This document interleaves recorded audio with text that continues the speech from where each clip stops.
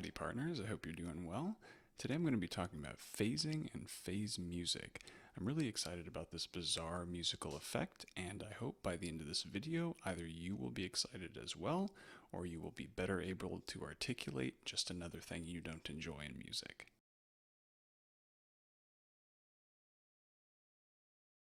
In crude terms and in essence, phasing is just when two similar things are repeating at slightly different rates. When the longer thing completes one repetition, the shorter one will have already started making progress onto a second repetition. A visual analogy we should all be familiar with is the appearance of car wheels in movies. The frame rate of the camera is constant and in no particular alignment with the rate of the wheels spinning. This results in it appearing to move backwards, move forwards, stand still. In physics, phase shifting is seen in a simple form as just time displacement between two waves. This wave moves over, and now they're out of phase. So now that we have a basic understanding of what this phasing thing even is, let's briefly talk about the history of phase music.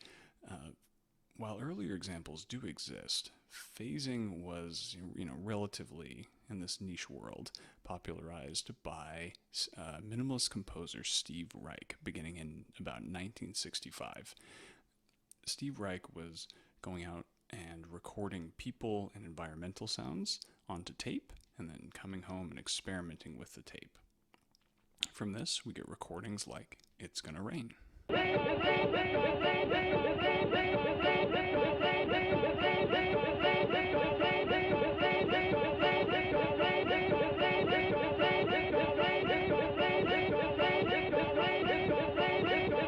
Following these tape experiments, Mr. Reich then began trying to translate this process to performance and acoustic instruments, releasing Piano Phase in 1967.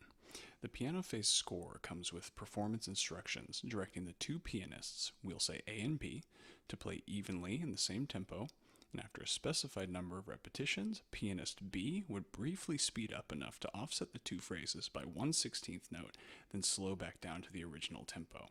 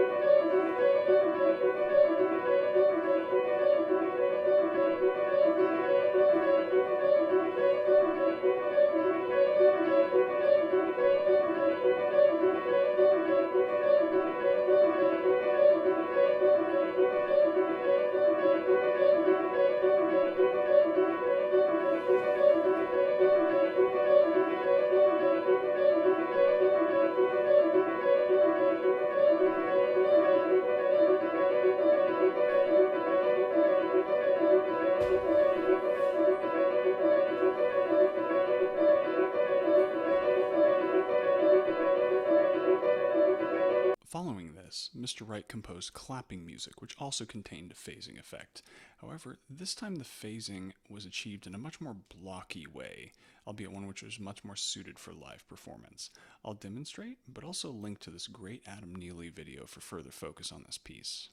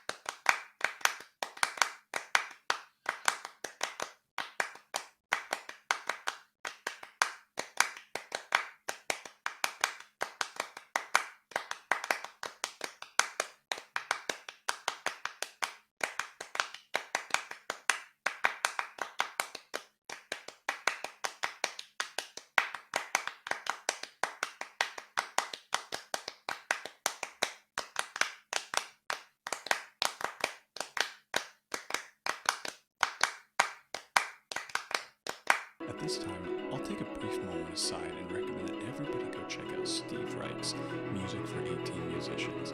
It's bizarre, otherworldly, futuristic, surreal, and despite making you feel like you're living on a space station in the future, it's performed live on acoustic instruments by lots of humans.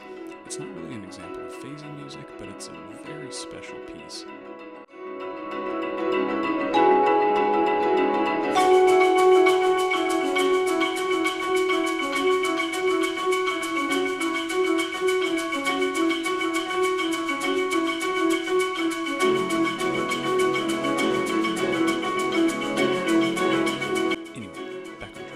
So we followed phasing as an idea from visual examples and sound examples, and Reich's pioneering use of phasing in a gradually more and more musical manner.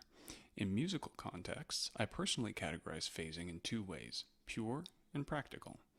Pure phasing is the result of two things playing at different tempi, and results in parts which smoothly slide against each other.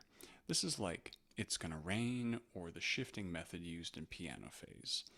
This feels a little bit more like an effect to me and is not something I can or will ever really use in my own compositions or performances. 1, 2, 3, 4, 1, 2, 3, 4, 1, 2, 3, 4, 1, 2, 3, 4, 1, 2, 3, 4, 1, 2, 3, 4, 1, 2, 3, 4, 1, 2, 3, 4, 4. In contrast to pure phrasing, which uses tempo differences to cause phrases to be different durations, practical phrasing achieves different durations by means of polymetric phrases laid on top of each other. Simply put, if phrase A is 4 beats long, phrase B could be 3 notes long. This is much simpler to write and perform, and I'd even argue that the synchronized tempo is more enjoyable to listen to.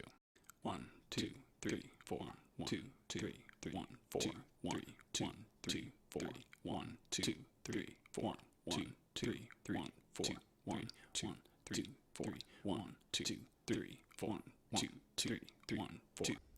Given that enjoyment is what this is really all about, we should discuss what this actually sounds like and what the appeal is. As each repetition of the main phrase appears in a slightly different context, my ears hear this as constant novelty. I hear this version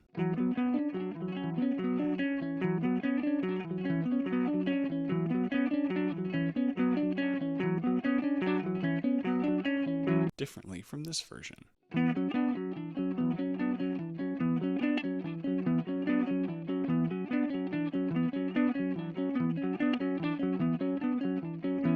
Even though they're just different snapshots from the same larger pattern. Which leads me to the other appeal, the larger pattern, which exists only as your brain tries to understand what is happening. While these phrases ricochet and ping-pong back and forth between my ears, I can feel the phrases gradually peel apart further and further out of alignment until they seem to have lost the plot completely. And just when they hit that point when they seem to be falling apart, they turn around and begin to realign slowly until they finally and satisfyingly synchronize again. All of this sounds great to me, but just as my treasure may be your trash, my experience of pleasant novelty may be your experience of unpleasant disorientation.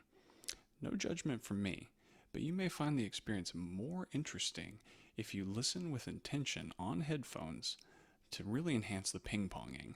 Close your eyes and try to hear both parts at once. Before I let you go, I'll play an adaptation of Steve Reich's piano phase on guitar. I was unable to execute the slight tempo increases as Reich's performance notes directed, but instead I opted to remove the last 16th note in every 4-bar phrase. This shortened the piece, made it easier to play, and made it much more likely that this video would even get made. I have plans to make a few more of these videos, explaining, visualizing, and then performing different phasing pieces.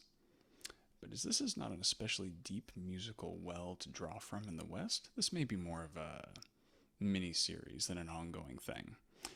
As a further caveat, given my somewhat looser definition of phasing, future videos may include songs which have somewhat atypical examples of phasing. Enjoy piano phase or don't, and I'll see you next time.